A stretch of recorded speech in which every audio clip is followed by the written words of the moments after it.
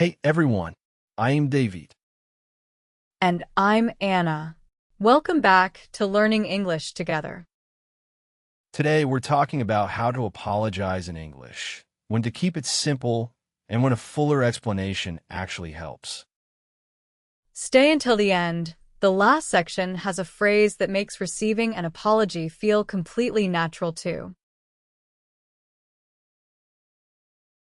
Anna, I have a confession. Last week I was late to meet a friend for lunch.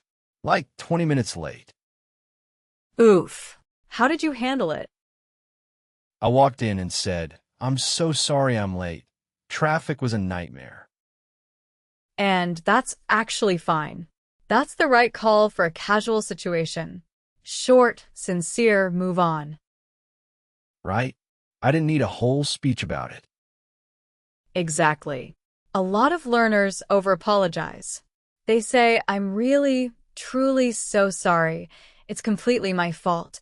I feel awful. And it starts to feel a little uncomfortable for the other person. It can. Sometimes an apology that goes on too long actually makes the other person feel like they have to comfort you. Interesting. So in casual situations, short is better. Yes. I'm so sorry, or even my bad, which is very informal, and then just move forward. My bad. I love that one. Very natural. And there's another one. I didn't mean to. That one works when you've done something accidentally. Like I didn't mean to bump into you, or I didn't mean to interrupt. Exactly. It tells the person it wasn't intentional, which usually takes the edge off. So for everyday situations, being late, bumping into someone, a small mistake, keep it short and move on. That's it. One sentence, sincere, and then let it go. Quick recap. 6 phrases for everyday apologies. The first one is, I'm so sorry. The most natural, all-purpose apology. For example, "I'm so sorry. I completely forgot we had a meeting this morning." Repeat after me. I'm so sorry. I'm so sorry. Second, my bad.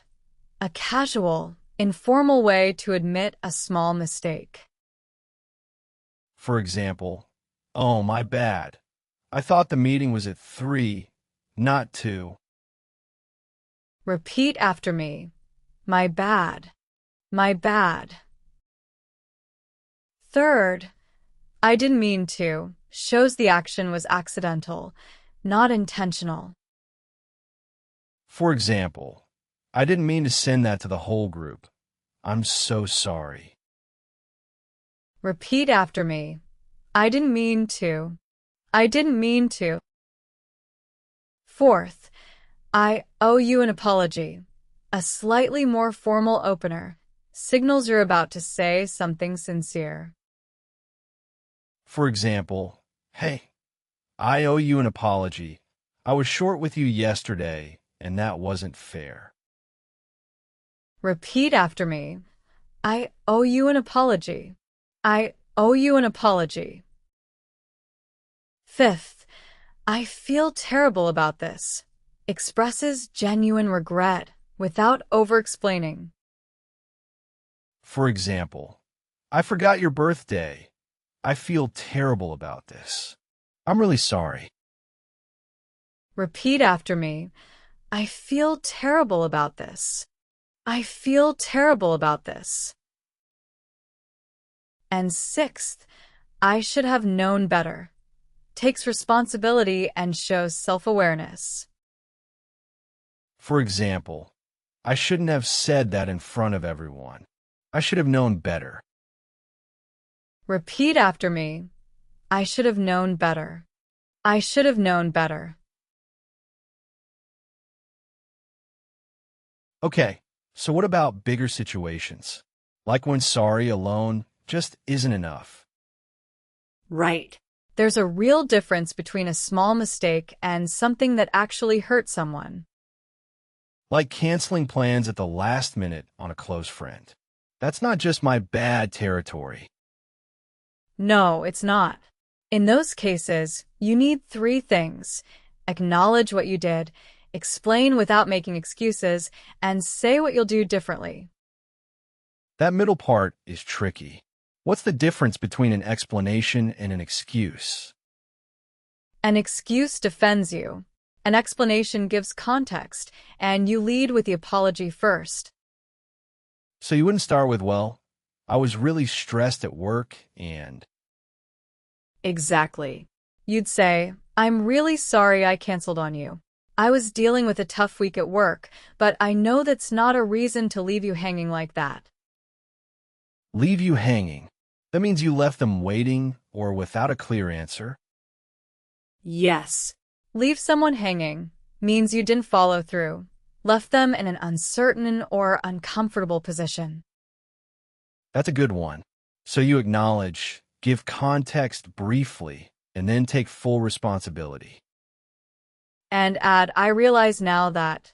It shows you've actually thought about the impact of what you did. I realize now that canceling last minute put you in a difficult position. Perfect. That phrase does a lot of work. It shows empathy, not just regret. So the formula is apology first, brief context, then I realize now that plus the impact. And close with what you'll do differently. That won't happen again, or I'll give you more notice next time. Quick recap. 6 phrases for deeper apologies. First, I realize now that shows you understand the impact of what you did. For example, I realize now that my comment came across as dismissive. That wasn't what I intended. Repeat after me. I realize now that. I realize now that. Second, that was wrong of me. A direct, honest admission with no hedging. For example, I raised my voice during that conversation. That was wrong of me. Repeat after me. That was wrong of me. That was wrong of me. Third, I take full responsibility. Used when the mistake is clearly yours and you're not shifting blame. For example, the project missed the deadline because of my delay. I take full responsibility. Repeat after me. I take full responsibility. I take full responsibility. Fourth, I completely understand if you're upset. Validates the other person's feelings without being defensive. For example, I didn't show up when you needed me to. I completely understand if you're upset. Repeat after me. I completely understand if you're upset. I completely understand if you're upset. Fifth, leave someone hanging.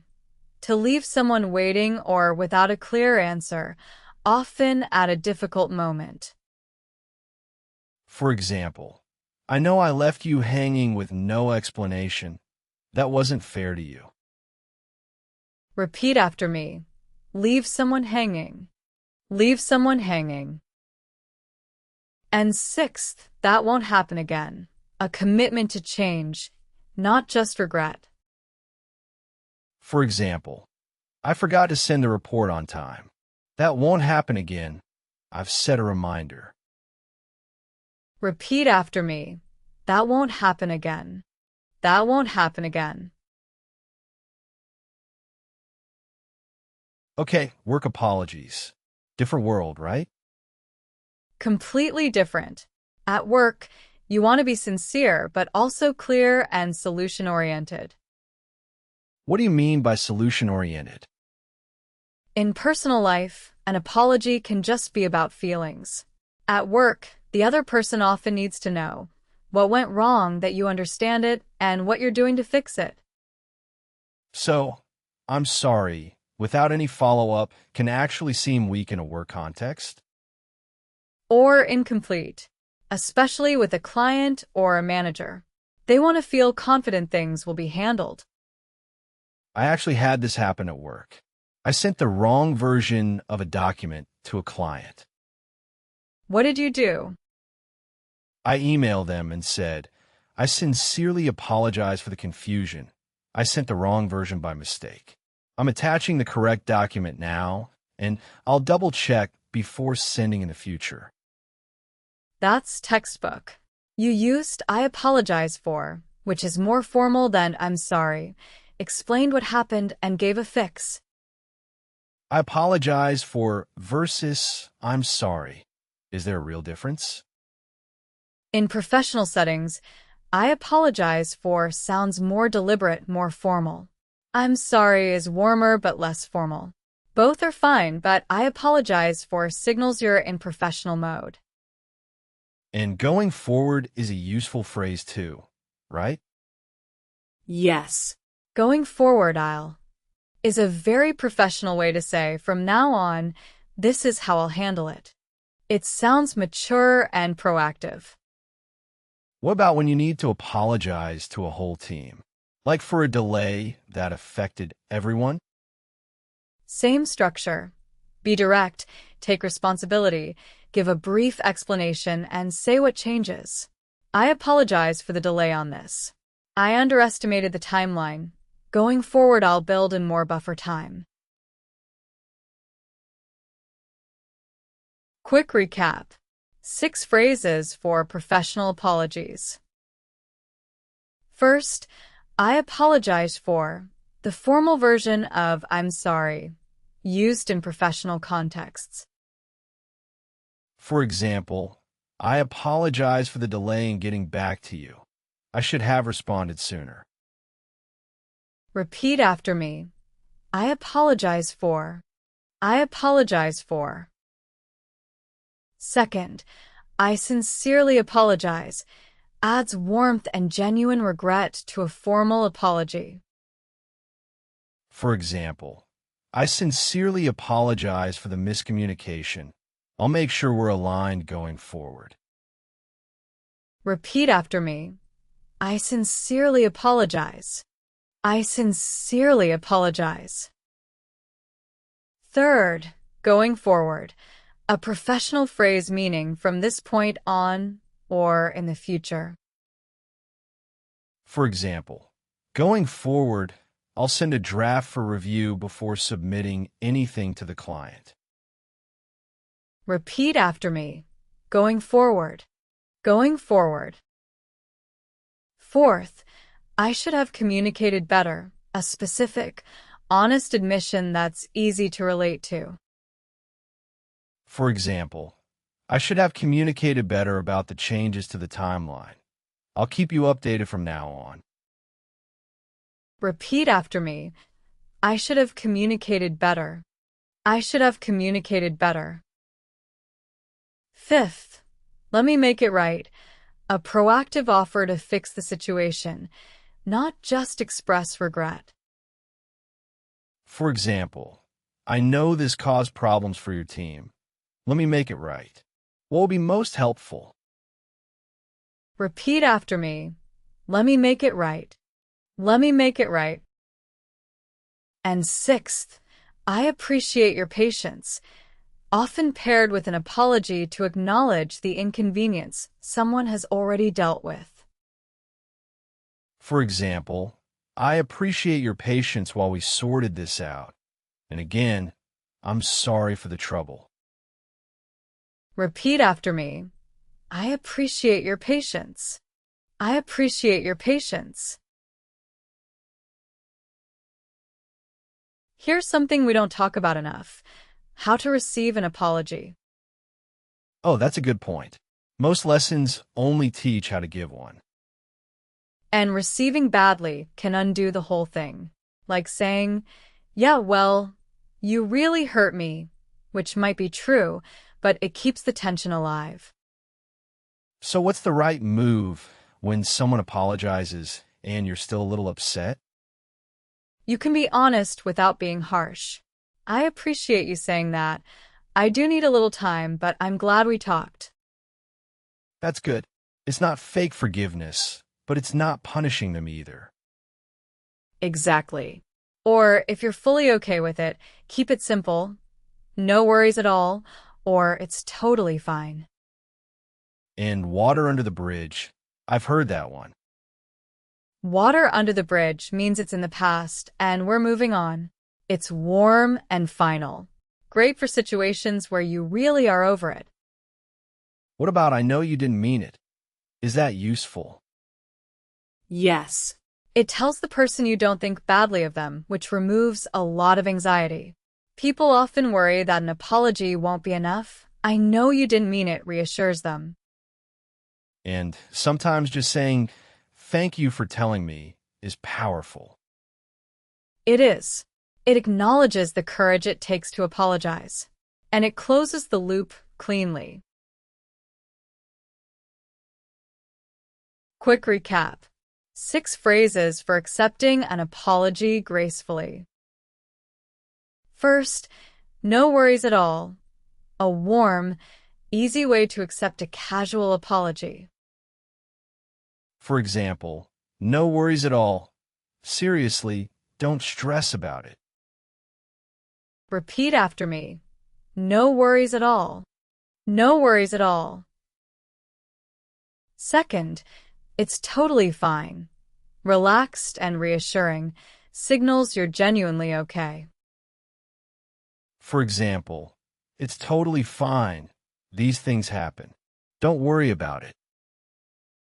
Repeat after me. It's totally fine. It's totally fine. Third, I appreciate you saying that. Acknowledges the apology without forcing instant forgiveness. For example, I appreciate you saying that. I do need a bit of time, but I'm glad you reached out. Repeat after me. I appreciate you saying that. I appreciate you saying that. Fourth, water under the bridge. A friendly way to say something is in the past and you're moving on. For example, hey, water under the bridge. We've all been there. Let's just move forward.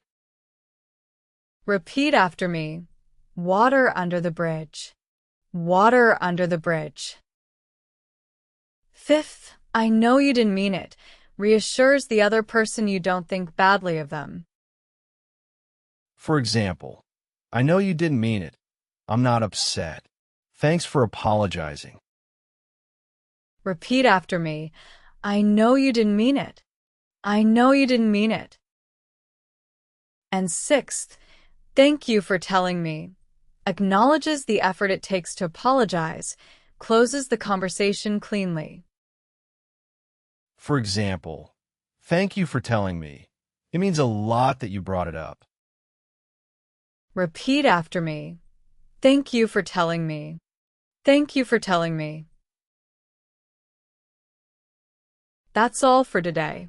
Next time you need to say sorry, remember, keep it short for small mistakes, give context for bigger ones, and always lead with the apology, not the excuse. If this helped, hit like and subscribe. Next episode, we're talking about how to give and receive compliments in English, what to say, and how to respond without sounding awkward. See you then.